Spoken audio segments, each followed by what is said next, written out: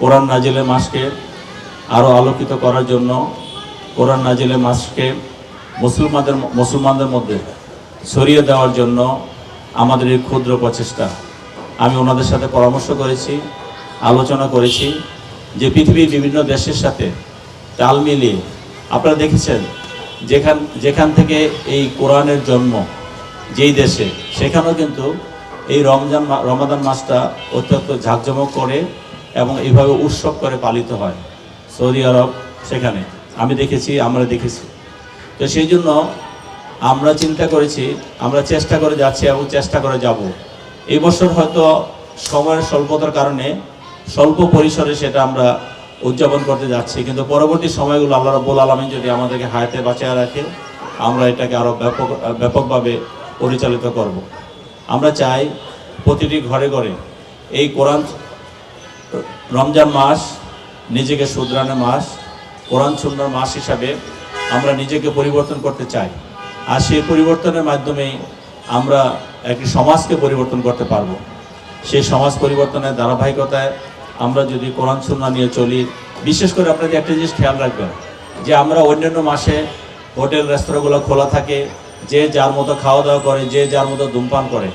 আর আজকে রমজান মাস উপলক্ষে আমাদের হোটেল রেস্তোরাঁ কিন্তু বন্ধ, এবং যিনি রোজা রাখতে পারেননি বা কোনো বিধর্মীয় রোজা রাখেন না, তারাও কিন্তু ওপেন এখানে কিছু খাচ্ছেন না, কেউ ধূমপান করছেন না, কেউ কোনো খাদ্য খাচ্ছেন না। তার মানে আমরা এই মাসটাকে কতটুকু সম্মান করি, আমরা এই মাসটাকে কতটুকু শ্রদ্ধার সাথে দেখি, আমরা এই মাসটাকে আমরা মনের থেকে অন্তর থেকে কতটুকু আমরা পালন করি, সেদিকে দৃষ্টিপাত আমরা করি। আমরা এই ঢাকা 18 সনের সমস্ত মানুষগুলো যে যার অবস্থান থেকে সহযোগিতা করি, অর্থাৎ আমরা এগুলো যদি অনলাইনে আমাদের এই ব্যবস্থাপনাগুলো আছে, যদি অনলাইনে আমরা এখানে সক্রিয় থাকি এবং আমাদের সাথে সংযুক্ত থাকি, তাহলে কিন্তু আমরা এই মুগ্ধ মঞ্চে এসে আমরা যেটা করলাম আমাদের সেই কাজটা হয়ে যাবে।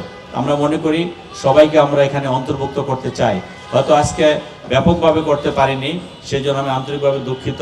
ইনশাআল্লাহ আমরা আগামী দিন থেকে ব্যাপকভাবে করার চেষ্টা করব, এবং আমাদের উত্তরার আলেম ওলামায়ে কেরাম যারা আছেন সকলেই আমাদেরকে সহযোগিতা করবেন, অতীতও করেছেন, এখনও করছেন, আগামী দিনেও সেই সহযোগিতা হাত বাড়িয়ে দিবেন।